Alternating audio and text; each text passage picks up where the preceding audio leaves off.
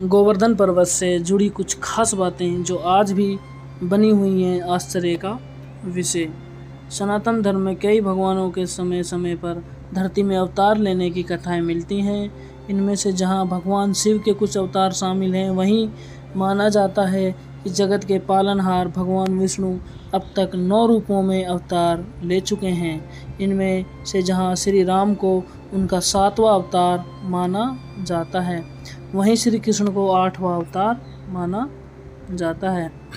श्री राम के संबंध में हिंदू धर्म ग्रंथों के अनुसार जहां उन्होंने अयोध्या में अवतार लिया था, वहीं कृष्ण का बचपन मथुरा में गुजरा था। ऐसे में आज हम आपको श्री कृष्ण के जीवन से जुड़े एक ऐसे पर्वत के बारे में बता रहे हैं जो आज लोगों के लिए आश्चर्य का विषय बना हुआ है। पंडित सुनील शर्मा के अनुसार कान्हा की नगरी मथुरा में स्थित गोवर्धन पर्वत एक समय में दुनिया का सबसे बड़ा पर्वत था। कहा जाता है कि यह इतना बड़ा था कि सूर्य को भी ढक लेता था। इस पर्वत को भगवान श्री कृष्ण ने द्वापर युग में अपनी उंगली पर उठाकर इंद्र के प्रकोप से ब्रज को लोगों की मदद की थी। गोवर्धन पर्वत को गिरिराज पर्वत भी कहा जाता है। इस पर्वत को लेकर धार्मिक मान्यता है। यह पर्वत हर रोज तिल भर घटता जा रहा है। गोवर्धन पर्वत के तिल भर घटने के पीछे एक बेहद रोचक कहानी है। दरअसल ब्रिज में भगवान कृष्ण के समान गोवर्धन पर्वत को भी पवित्र माना जाता है। वहीं इसे भगवान का निवास स्थान माना जाता है। ऐसे में इस पर्वत की परिक्रमा लगाने सिर्फ देश भर से लोग आते हैं, न कि विदेशों से भी लोग आते हैं।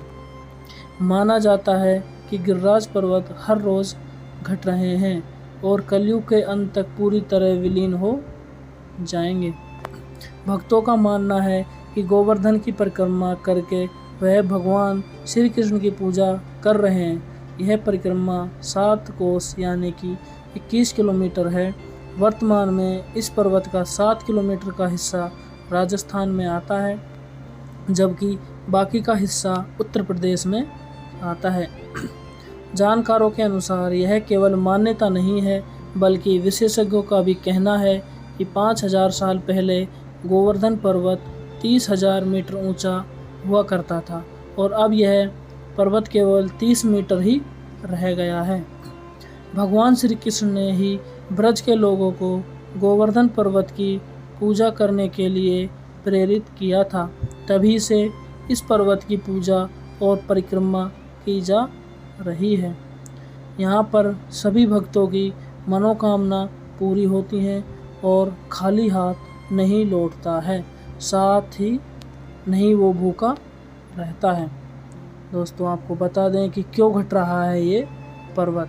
अब हम इसके बारे में थोड़ा विस्तार से जान लेते हैं, तो आप वीडियो में अंत तक बने रहना। वीडियो को बिल्कुल भी स्किप मत करना और नीचे दिए गए लाल बटनों को ज़रूर दबा लेना। मान्यताओं के अनुसार गोवर्धन पर्वत के हर रोज़ घटने का कारण ऋषि पुलस्त्य का श्राप है। दरअसल एक बार ऋषि पुलस्त्य गिरिराज पर्वत के पास से गुजर रहे थे, तभी उनको इनकी खूबसूरती इतनी पसंद आई कि वो मंत्र मुग्ध हो गए। ऋषि पुलस्त्य ने द्रोणाचार्य पर्वत से निवेदन किया कि काशी में रहता हूँ, आप अपने पुत्र गोवर्धन को मुझे दे दीजिए। मैं उसको काशी में स्थापित करूँगा और वहीं रहकर पूजा करूँगा। द्रोणाचल पुत्र मोह से ही दुखी हो रहे थे, लेकिन गोवर्धन ने कहा कि महात्मा, मैं आपके साथ चलूँगा, लेकिन मेरी एक शर्त है। शर्त यह है कि आप मुझे सबसे पहले जहाँ भी रख देंगे, मैं वहीं स्थापित हो जाऊँगा। पुलस्त्य ने गोवर्धन की शर्तें मान ली। तब गोवर्धन ने ऋषि से कहा कि मैं 2 योजन ऊंचा और 5 योजन चौड़ा हूँ, आप मुझे काशी लेकर जाएंगे। तब ऋषि ने कहा कि मैं अपने तपोबल के माध्यम से तुमको अपनी हथेली पर उठाकर ले जाऊँगा। रास्ते में ब्रज आया तथा गोवर्धन पर्वत को याद आया कि यहाँ पर भगवान कृष्ण ने अपना बाल्यकाल में लीला कर रहे हैं। यह सोचकर गोवर्धन पर्वत ऋषि के हाथों से अपना भार बढ़ाने लगे, जिससे ऋषि ने आराम और साधना के लिए पर्वत को नीचे रख दिया। ऋषि पुलस्त्य यह बात भूल गए थे कि उन्हें गोवर्धन पर्वत को कहीं पर रखना नहीं है। साधना के बाद ऋषि ने पर्वत को उठाने की बहुत कोशिश की, लेकिन पर्वत हिला तक नहीं।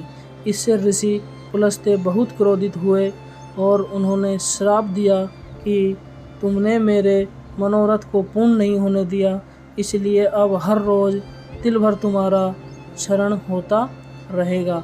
माना जाता है कि उसी समय से गिरिराज पर्वत हर रोज़ घट रहे हैं और कलयुग के अंत तक पूरी तरह से विलीन हो जाएंगे।